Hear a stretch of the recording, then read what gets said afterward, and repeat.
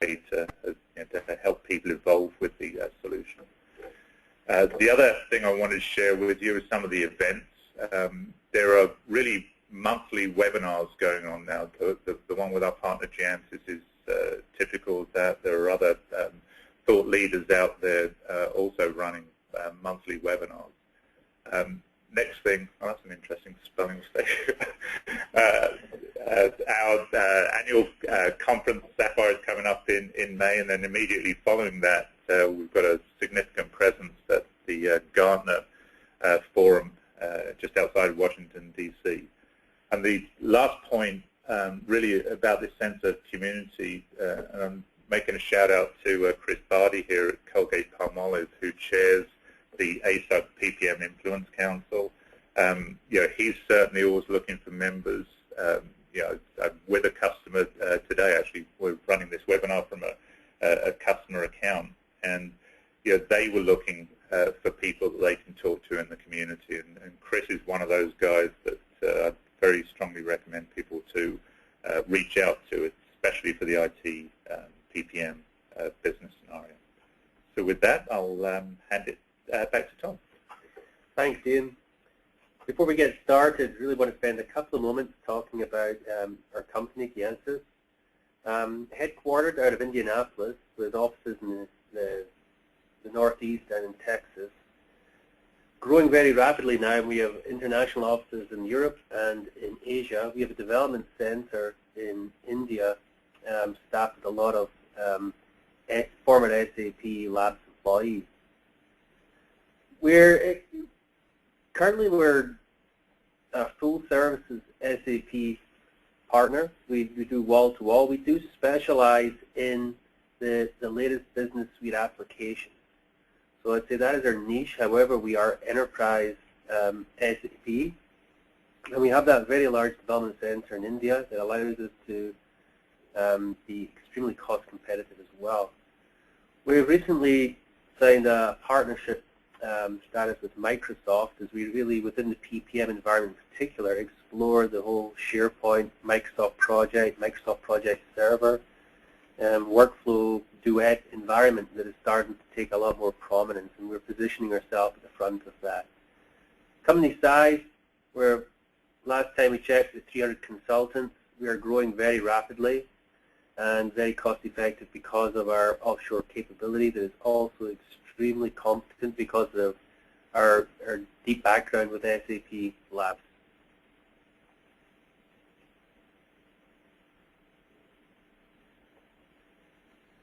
I'm not going to go through this, but we do have a significant list of clients. These are some of the logos, working with very large companies to also very small companies. And we'll talk more about the maturity level of a company, and we like to feel that we have solutions that are positioned to meet every company of every size and in every budget.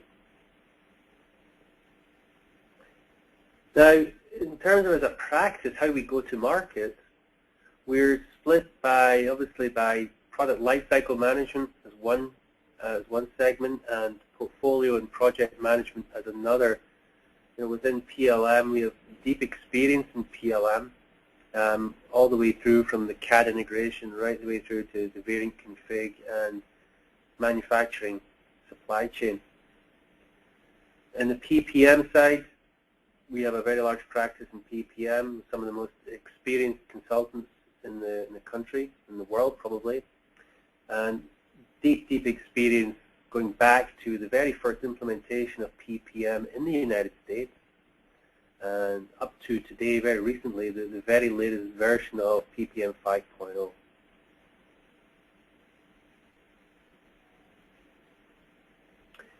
Now, I don't know if you tuned into our webinar we had in January.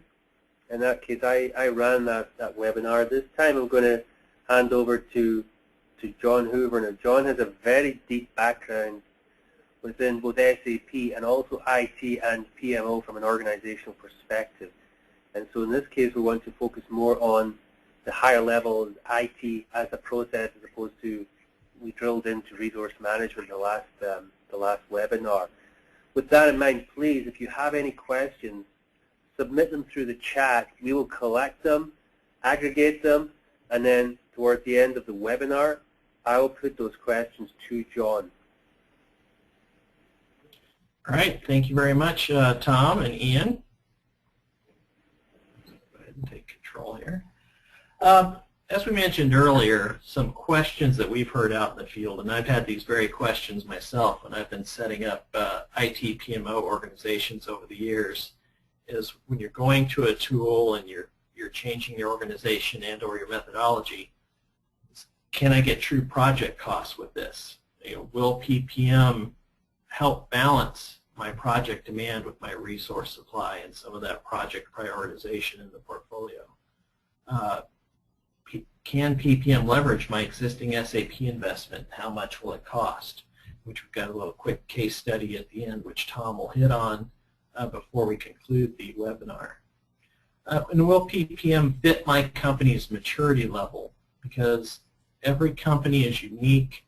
There's always some kind of mix of the maturity in the organization and the tools that they have available for project management. And some other general questions that we'll hit on some of these today, not all of them, but for PMO needs, one portfolio, to have a single source of the truth and not have your projects listed in various spreadsheets across different people's laptops, divisions, SharePoint sites, file shares. I've seen it all on how project management, even from a PowerPoint point of view, is managed. So this helps with that quite a bit with SAP PPM. Budget control, including actual spend analysis. I'll show you a pretty nifty report here at the end of the demo, which we're going to start here in a couple of minutes. And resource integration to SAP. So anyone who's using SAP, it's really a no-brainer if you're doing any kind of project management, as Ian alluded to earlier, on many different fronts besides IT, capital, new product development, and also, of course, profit center up and coming. There's really just no reason not to have SAP PPM because it really helps and it's really that easy to implement. So who typically uses portfolio management? CIOs, executive staff, project managers, program managers, resource managers typically get into the portfolio side of project management, and team members will use it as well as needed for their tasks or for their time tracking and CATs and other areas as well for workflow. So why SAP PPM 5.0? Well, as we've alluded to, it's really a system of record. It's a single source of the truth and an inventory of your projects and items.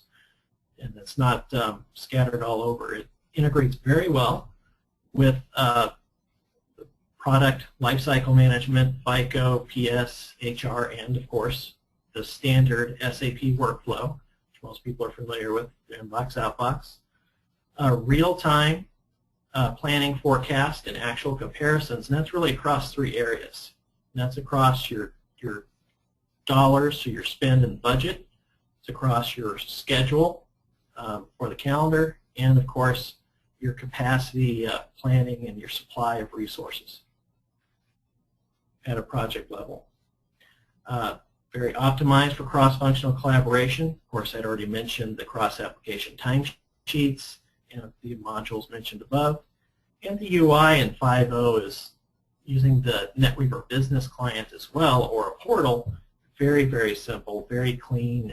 It's really a great improvement from 4.5 if anyone has seen or used that in the past. And really, I like to call it, it's item entry, which an item in SAP is a project. It's really the 1, 2, 3 process. You enter your item or your project, which is the same thing in SAP, into your portfolio. You put in your required fields, you save it, and then you can do progressive elaboration as you get more and more detail on your data of that project. You can enter your capacity and your financial information as you go.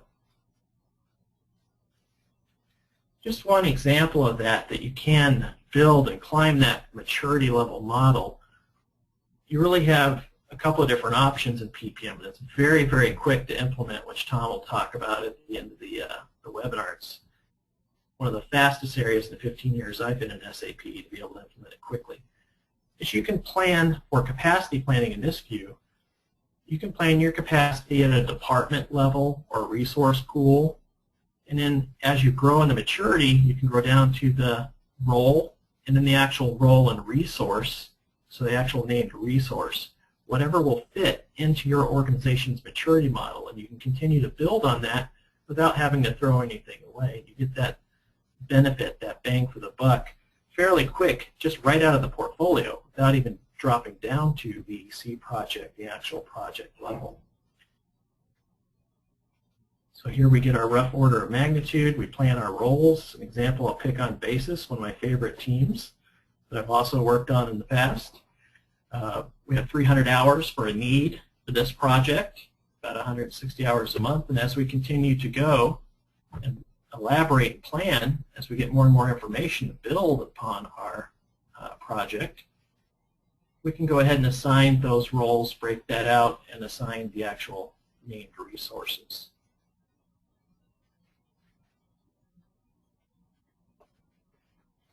So before we jump into the demo, there are 5 levels typically, if you look at Gartner and many other publications, of the maturity model for project management. Level 1 and 2 of the tool maturity and level 1 and 2 of the organizational maturity typically match up well, regardless of whether you're 1 or 2. Those can be implemented very quickly. Challenges are typically minimal. You're doing your planning at a department level, not a named resource level, so your supply is at a department, and you do your planning or your forecast at a project level. So very quickly you can come up to speed and see if, you know, in July I'm going to have my Basis team, again picking on them, maybe might be double booked. So not at the resource level, but you have that high level view, that low-hanging fruit right away. That's very quick to implement. I can't emphasize that enough. It's a really wonderful tool. If you go to level 3, so you want to drop down to more resource level planning, but your organizational maturity is not quite ready, you may run into some challenges, PMO process, methodology, some auditing or some enforcement along with timesheets as well. And if you go to activity-based costing down to the task level and your organization isn't ready for that, well, that's when you almost practically jump off a cliff. If you've ever seen other implementations, this can be where that misalignment happens between the tool maturity, which PPM can go all the way up to level 5, and the organizational maturity. We just want to be cautious there that you want to build upon your ladder. So build upon those layers as your organization catches up with the tool's maturity, and PPM can accommodate all these levels and work very, very well. Lastly on this slide, before we jump into the demo here, start out, depending again on your organizational maturity, start out at the project level, and then as you grow you can get into phase tracking for projects where resources can post time against the phases, or even down to a work package or a deliverable at around an 80-hour increment. Typically we advise our clients not to go down to a 2-hour task level. It creates administration, and a timesheet becomes a giant, a little bit of a nightmare there. So what we're going to do for all the folks who registered the webinar today, at the end along with a survey, which Tom and Himanshu will talk about at the end, you'll get this spreadsheet. I'm not going to dive into it now for the sake of time, but this spreadsheet's just a quick Q&A tool that will help you gauge your maturity level and how it can line up with PPM. So we'll send this spreadsheet out to you here at the end.